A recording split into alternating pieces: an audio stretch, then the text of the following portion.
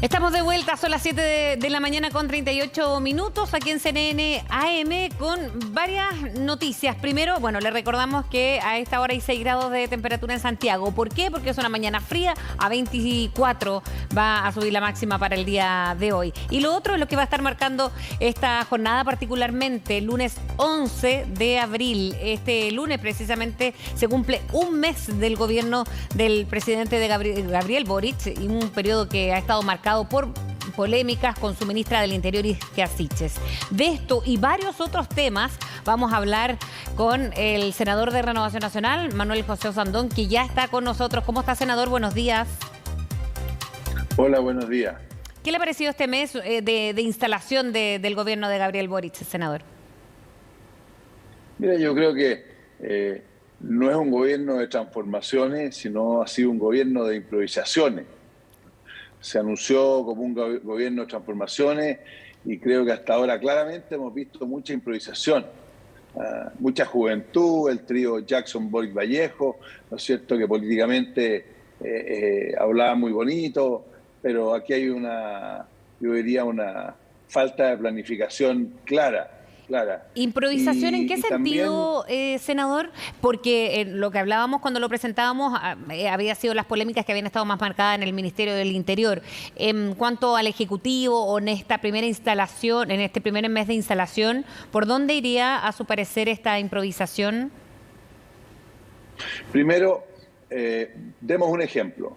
Cuando tú tomas un tema tan delicado como el de la Araucanía, claramente no tienen una hoja de ruta, aquí no hay una estrategia. Parte una ministra a visitar, ¿no es cierto?, un sector, creyendo que la van a recibir con aplauso y la reciben a balazo. Pero lo más grave para mí es que eligió visitar un sector donde está la gente que no quiere negociar y quiere violencia, los que han sido violentos, en vez de haber dado una señal en su planificación, ¿no es cierto?, de haber visitado comunidades pacíficas que no usan ni las armas ni la violencia. Por otro lado, hemos visto, digamos, en el fondo cómo no hay... A ver, yo he visto que la mayoría o todos los gobiernos, sus primeros días, 15 días o un mes, tienen una batería de proyectos, de propuestas para el futuro. Aquí no hay ningún solo proyecto presentado en el Parlamento. Hay entrado alguno ahora, pero puras cosas del pasado. No hay una planificación, ¿no es cierto?, clara, de un programa bien hecho, con medidas concretas y prácticas. Y el anuncio de la condonación del CAE, por ejemplo, que era una de las promesas de campaña que se anuncia la semana pasada y que eso irá aterrizándolo, pero no va en la línea de lo que se había propuesto, por ejemplo, ahora claro, va a estar marcado, por ejemplo, el quinto retiro, pero también con una clara línea, por ejemplo, del ministro de Hacienda, Mario Marcel, quien está llamando a los parlamentarios a una responsabilidad fiscal a propósito de la inflación, en fin. ¿No ve en eso que hay una línea en lo que fue la campaña, por ejemplo, y las promesas de campaña, sobre todo en la recta final de ella? O sea, primero, el anuncio del CAE es un anuncio. Aquí medidas concretas todavía no sabemos qué viene.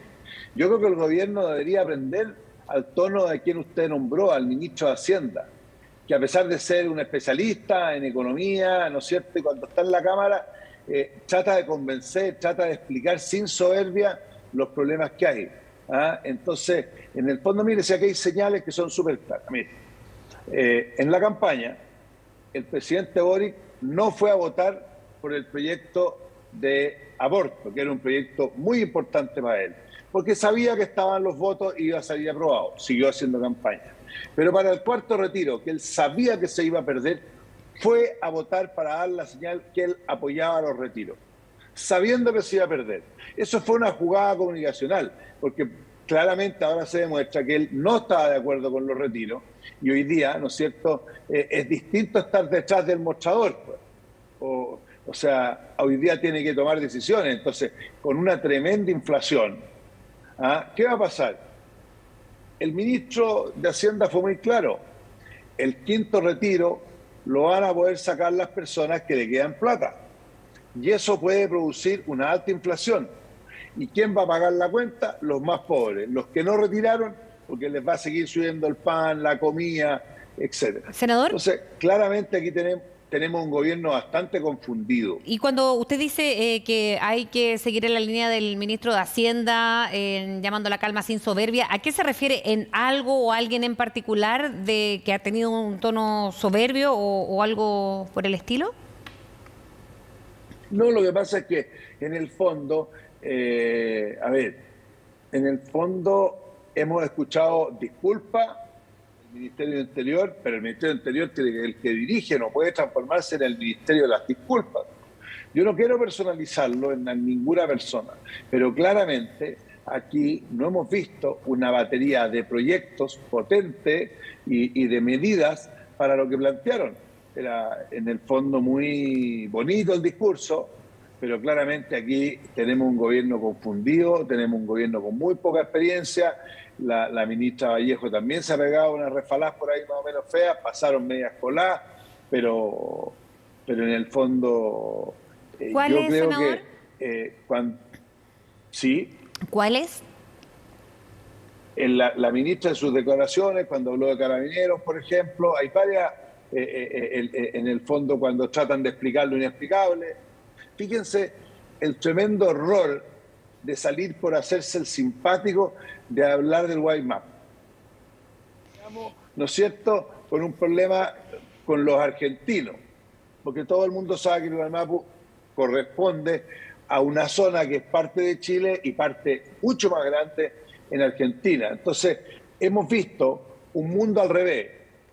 El presidente blindando a sus ministros, no los ministros blindando al presidente. Ahí debería haber tenido otra, quizás haber sido más, no haber entregado un respaldo tan abierto como lo hizo con la ministra del Interior, ¿cree usted, senador? Y le pregunto por lo mismo, porque decía, en el Ministerio del Interior tantas disculpas, ha sido lo de Gualmapu, también se enfoca en la ministra del Interior. Ahí debiese haber tenido otro destino la ministra del Interior y no el respaldo cerrado y abierto que le entregó el presidente. A ver, el presidente tiene que ser leal con sus ministros, no les puede quitar el piso.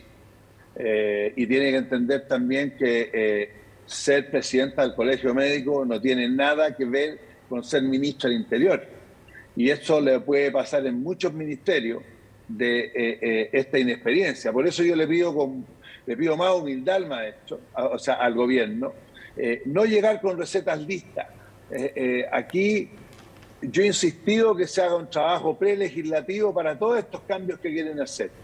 En el Senado estamos equilibrados, hay que conversar, que no pase lo que ha pasado con la constituyente, que el presidente da discursos muy bonitos, ¿no es cierto? Dijo en La Moneda cuando llegó el primer día, esta constitución no puede tener vencidos ni vencedores, este es el lugar donde tenemos que escucharnos, pero sus huestes, su gente, hace todo lo contrario. Y por eso que cada día más crece el rechazo, porque los que votamos apruebo queríamos arreglar el segundo piso de la casa, no queríamos demolerla. Y ellos están demoliendo nuestra casa, 200 años de historia. Y vemos que el gobierno, en buen chileno, se hacen los lesos y ven cómo esto pasa. Y la sociedad se está inquietando. ¿Y qué podría hacer el gobierno, senador, si la convención es un poder constituyente que supuestamente trabaja de manera independiente a los otros poderes? ¿Qué podría hacer el gobierno en torno a un trabajo que todavía no está terminado? O sea, faltan todavía muchísimos contenidos para que vaya el borrador de la Constitución. Mira, primero, la constituyente claramente es un poder independiente. Pero la constituyente está compuesta por seres humanos, por personas que tienen contacto y que tienen formas de pensar y que además pertenecen a ciertos grupos. Y el presidente y muchos de sus ministros y parte de su gobierno tienen mucha llegada a la gran mayoría de los constituyentes. Y eso no es que el gobierno salga públicamente a intervenir, pero por ejemplo pueden citar y decirle a algunas personas, oye, mira, el sistema unicameral ha sido un fracaso en el mundo y sobre todo en Latinoamérica. Por favor, prendan la televisión y vean lo que está pasando hoy día en el Perú. Entonces, no hagamos ni cometamos los mismos errores. Se puede hacer mucho trabajo, se pueden dar mensajes. ¿Ah? Entonces, no podemos vivir de los autogoles. Lo mismo también, nosotros como oposición tenemos que tener una posición más constructiva. No solo vivir de esperar los errores, digamos, que está cometiendo el gobierno, porque si al presidente y al gobierno le va mal, nos va a ir mal a todos, digamos. Bien, senador Osandón, queremos darle las gracias por haber hablado con nosotros esta mañana en CNN AM. Buenos días.